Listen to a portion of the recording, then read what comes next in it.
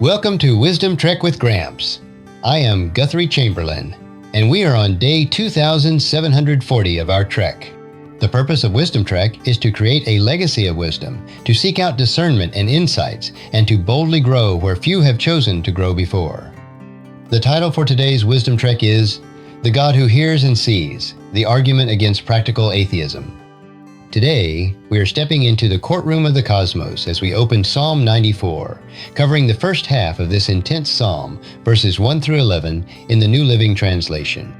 In our previous trek through Psalm 93, we stood in the royal throne room. We heard the triumphant declaration that the Lord is King. We saw that He is robed in majesty, stronger than the chaos waters, and that His reign is established from everlasting. It was a psalm of high theology, celebrating God's absolute sovereignty over the universe. But today, Psalm 94 drags that high theology down into the gritty, often painful reality of life on earth. It asks the hard question: if God is King, and if He is mightier than the waves, why do the wicked still crush the innocent? This psalm acts as a bridge. It takes the truth of God's kingship from Psalm 93 and demands that it be applied to the injustices of the present moment. It is a cry for the king to stop sitting on the throne and to start acting from the throne. It confronts the arrogance of those who live as if God is blind, and it uses profound logic to dismantle their foolishness. So, let us lace up our boots and walk through this powerful plea for divine justice. The first segment is the appeal to the divine avenger. Psalm 94, verses 1 through 2. O Lord, the God of vengeance, O God of vengeance, let your glorious justice shine forth. Arise, O Judge of the earth, give the proud what they deserve. The psalmist begins with a title for God that might make modern listeners uncomfortable. O Lord, the God of vengeance. We often associate vengeance with petty retaliation, uncontrolled anger, or getting even. But in the biblical worldview, and specifically within the ancient Israelite context, vengeance nekama is a legal and royal term. It refers to restorative justice. It is the act of a legitimate authority stepping in to right a wrong, to punish the guilty, and to vindicate the innocent. When the psalmist calls God the God of vengeance, he is not asking God to lose his temper. He is appealing to God's office as the supreme magistrate. He is saying, God, you are the only one with the authority to fix this broken situation. He repeats it twice for emphasis. O God of vengeance, let your glorious justice shine forth. The Hebrew phrase here literally asks God to shine forth, Yafa. This is theophany language, the language of God appearing in radiant glory to intervene in human history, much like He did at Mount Sinai. The psalmist wants the hidden king of Psalm 93 to become the visible judge of Psalm 94. He cries out, Arise, O Judge of the earth, give the proud what they deserve. The command to arise, Nasa, is significant. It evokes the imagery of the divine council. God is seated on His throne, presiding over the affairs of the nations. When the psalmist asks God to arise, he is asking Him to stand up, to deliver a verdict. It is a call for action. The target of this judgment is the proud, those who have elevated themselves above God's law, thinking they are untouchable. This opening prayer sets the stage. It is not a cry of personal bitterness. It is a formal appeal to the high court of heaven to enforce the law of the universe. The second segment is the indictment. Cruelty and bad theology. Psalm 94, verses 3 through 7. How long, O Lord, how long will the wicked be allowed to gloat? How long will they speak with arrogance? How long will these evil people boast? They crush your people, O Lord, hurting those you claim as your own. They kill widows and foreigners and murder orphans. The Lord isn't looking, they say, and the God of Jacob doesn't notice. The psalmist moves from his appeal to his complaint, asking the perennial question of the suffering believer, How long, O Lord? He sees the wicked not just succeeding, but gloating.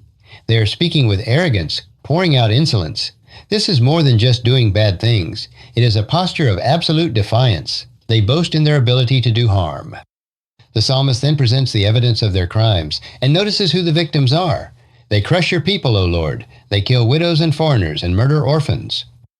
In the ancient Near East, and specifically in the Torah, the widow, the orphan, and the foreigner were the most vulnerable classes of people. They had no natural protectors, no husband, no father, no clan to defend them. God declared Himself to be their personal defender. By attacking these specific groups, the wicked are not just committing murder, they are attacking the very people God has pledged to protect. They are violating the heart of God's covenant law. But their crime goes deeper than violence. It is rooted in a profound theological error. Verse 7 exposes their mindset. The Lord isn't looking, they say, and the God of Jacob doesn't notice. This is practical atheism. They don't necessarily deny that Yahweh exists.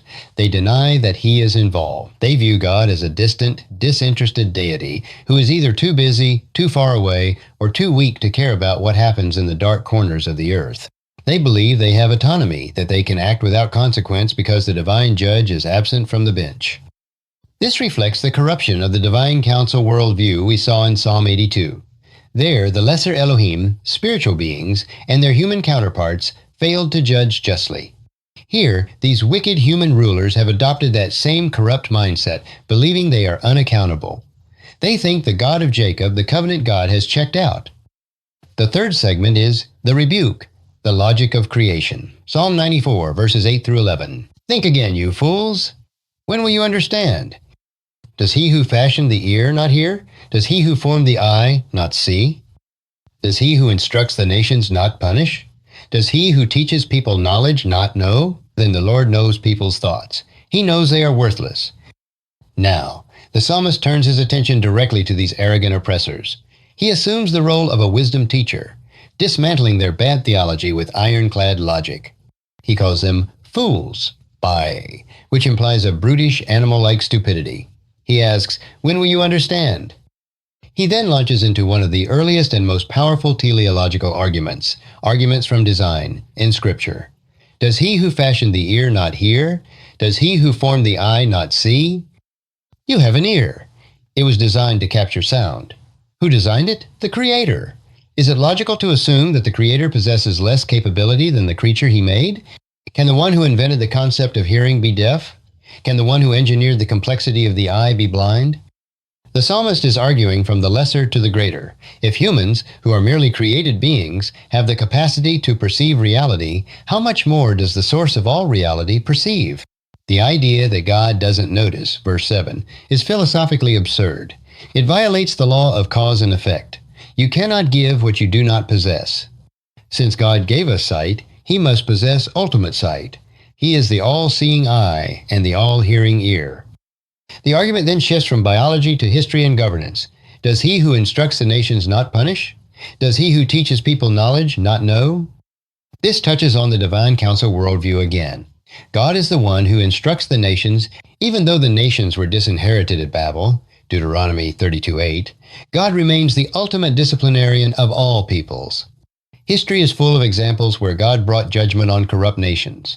The psalmist asks, if God actively disciplines entire nations, do you really think He will let you, a mere individual, get away with murder? Furthermore, God is the source of all human knowledge. Every thought, every concept of justice, every bit of reasoning power we have comes from Him. Therefore, it is impossible for Him to be ignorant. The section concludes with a crushing verdict on human arrogance. The Lord knows people's thoughts. He knows they are worthless. The wicked think they are clever. They devise crafty schemes, as we saw in Psalm 83. They think their plan to oppress the widow and the orphan is brilliant strategy, but God looks at their inner thoughts and dismisses them as worthless. This word Hebel is the same word used throughout the book of Ecclesiastes, often translated as vanity or vapor. It means something fleeting, insubstantial, and ultimately empty.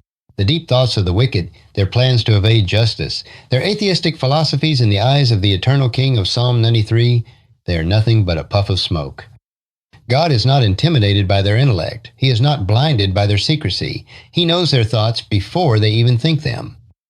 This first half of Psalm 94 serves as a wake-up call. It establishes that the problem of evil is not a problem of God's ability, but of His timing. The wicked may prosper for a season, and they may delude themselves into thinking God is blind, but the logic of creation proves otherwise.